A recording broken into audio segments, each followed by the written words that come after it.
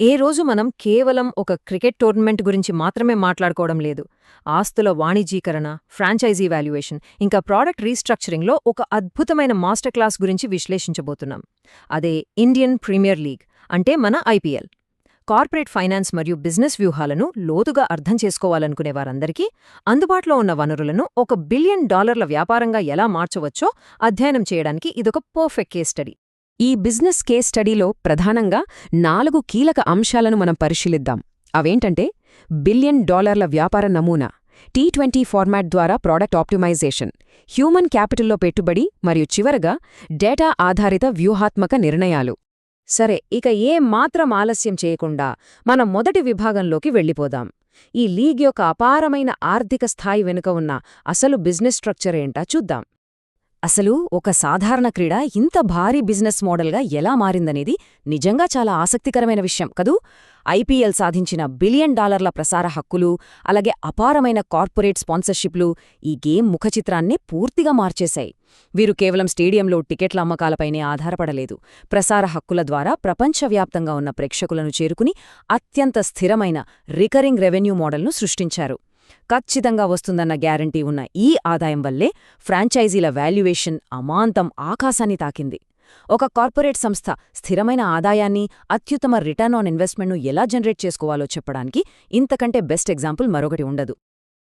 ఇక మన రెండవ స్తంభానికి వద్దాం. మారుతున్న కస్టమర్ల అభిరుచులకు, వేగవంతమైన జీవనశైలికి అనుగుణంగా ఒక ప్రాడక్ట్ను ఎలా మార్చుకోవచ్చో ఈ T20 ఫార్మాట్ మనకు స్పష్టంగా చూపుతుంది. వినియోగదారుల సమయం, ఆసక్తి ఆధారంగా ప్రాడక్ట్ను ఎలా రీడిజైన్ చెయ్యాలి అనేది ఇది అద్భుతంగా వివరిస్తుంది. 5 రోజులపాటు సాగే సాంప్రదాయ టెస్ట్ మ్యాచ్లు లేదా రోజంతా సాగే వన్డేలతో పోలిస్తే T20 ఫార్మాట్ కేవలం 3 గంటల్లోనే ముగిసిపోతుంది. నేటి ఫాస్ట్ పేస్ ప్రపంచంలో వినియోగదారులకు ఇది అత్యంత అనుకూలమైన ప్యాకేజింగ్. ఈ ఆప్టిమైజ్ చేయబడిన ప్రాడక్ట్కి ఎంత క్రేజ్ వచ్చిందంటే ఇది సాంప్రదాయ టెస్ట్, వన్డే ఫార్మాట్లలో కూడా ఆట వేగాన్ని పెంచేలా చేసింది. సింపుల్గా చెప్పాలంటే ప్రాడక్ట్ ఆప్టిమైజేషన్ అనేది మొత్తం మార్కెట్ పద్ధతులనే మార్చేసింది. ప్రాడక్ట్ను ఈ స్థాయిలో వేగవంతం చేయడం వల్ల ఏం జరిగిందో తెలుసా? ఆ ఉత్పత్తి వెనుక ఉన్న సాంకేతిక నిపుణులు, అంటే మన బ్యాటర్లు, బౌలర్లు అన్నమాట, వీరు కూడా కొత్త నైపుణ్యాలను అభివృద్ధి చేసుకోవాల్సిన పరిస్థితి ఏర్పడింది. ఆటగాళ్లు ర్యామ్ షాట్ల లాంటి వినూత్నమైన షాట్లు వాడటం, అలాగే స్లోయర్ బంతులు లాంటి వెరైటీ బంతులు వేయడం మొదలుపెట్టారు. ఒక ప్రాడక్ట్ అప్గ్రేడ్ అయినప్పుడు అది నిరంతర ఆవిష్కరణను, అదేనండి ఇన్నోవేషన్ను ఎలా తప్పనిసరి చేస్తుందో చెప్పటానికి ఇదొక గొప్ప నిదర్శనం. ఇక అక్కడ్నుండి కొంచెం ముందుకు వెళ్ళి ఇది ఎలా నిర్మించబడిందో చూద్దాం.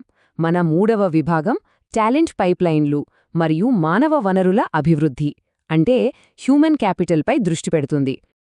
ఏ విజయవంతమైన వ్యాపారానికైనా నాణ్యమైన మానవ వనరులు అత్యంత కీలకం కదా. సరిగ్గా ఇక్కడే ఐపీఎల్ చాలా తెలివిగా ప్రవర్తించింది.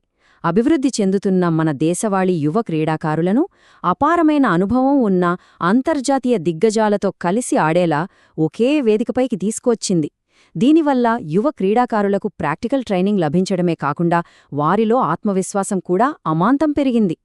కార్పొరేట్ ఫైనాన్స్ భాషలో చెప్పాలంటే జూనియర్ టాలెంట్కి గ్లోబల్ లీడర్స్తో డైరెక్ట్ మెంటర్షిప్ ఇప్పించడం లాంటిదన్నమాట. దీనివల్ల వచ్చిన ఫైనల్ రిజల్ట్ ఏంటంటే జాతీయ జట్లకు అత్యుత్తమ నాణ్యమైన ఆటగాళ్ల నిరంతర సరఫరా జరగడం. దీర్ఘకాలిక ఆస్తుల సృష్టి కోసం హ్యూమన్ క్యాపిటల్లో పెట్టిన ఒక అద్భుతమైన పెట్టుబడి ఇది. ఇక ఇప్పుడు మన చివరి విభాగానికి వద్దాం. ఆధునిక కార్పొరేట్ వ్యూహాలు కేవలం అంచనాలపై కాకుండా అధునాతన డేటా ఇంటిగ్రేషన్ పైనే ఎలా ఆధారపడి ఉన్నాయో ఇక్కడ పరిశీలిద్దాం. ఇక్కడ అత్యంత కీలకమైన పాయింట్ ఏమిటంటే వ్యూహాలను రూపొందించడంలో డేటా అనలిటిక్స్ యొక్క పాత్ర. ఐపీఎల్లో డేటా వినియోగం అనేది ఇప్పుడు ఒక ఆప్షన్ కాదు, అత్యంత ప్రధానమైన, అనివార్యమైన సాధనంగా మారిపోయింది. మైదానంలో ఆటగాళ్ల కదలికలు, బ్యాటింగ్ ప్యాటర్న్స్ వంటి వాటికే కాకుండా వేలంలో ఏ ఆటగాడికి ఎంత ధర వెచ్చించాలి, ఎవరినించుకోవాలి అనే ఆఫ్ ఫీల్డ్ కోల్ బిజినెస్ నిర్ణయాలకు కూడా ఈ గణాంకాలే ఆధారం.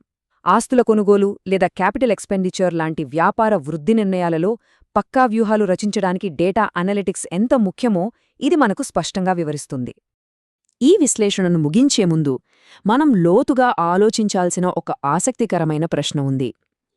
కేవలం ఒక ప్రోడక్ట్ ఫార్మాట్ను ఆప్టిమైజ్ చేయడం, గ్లోబల్ టాలెంట్ను సమగ్రపరచడం, ఇంకా డేటాను వ్యూహాత్మకంగా ఉపయోగించడం ద్వారా ఒక క్రీడ బిలియన్ డాలర్ల కార్పొరేట్ సామ్రాజ్యంగా మారగలిగితే, సరిగ్గా అవే సూత్రాలను ఇతర రంగాలకు అన్వయిస్తే ఏమవుతుంది? ఏళ్ల తరబడి ఎలాంటి మార్పు లేకుండా పాత పద్ధతుల్లోనే సాగుతున్న ఏ తదుపరి సాంప్రదాయ పరిశ్రమ ఇలాంటి విప్లవాత్మక డిస్రప్షన్కు సిద్ధంగా ఉంది? ఈ ఆలోచనతోనే ఈనాటి విశ్లేషణను ముగిద్దాం. ఈ కార్పొరేట్ కేస్ స్టడీ ఒక సరికొత్త వ్యాపార దృక్కోణాన్ని అందించిందనే ఆశిస్తున్నాను.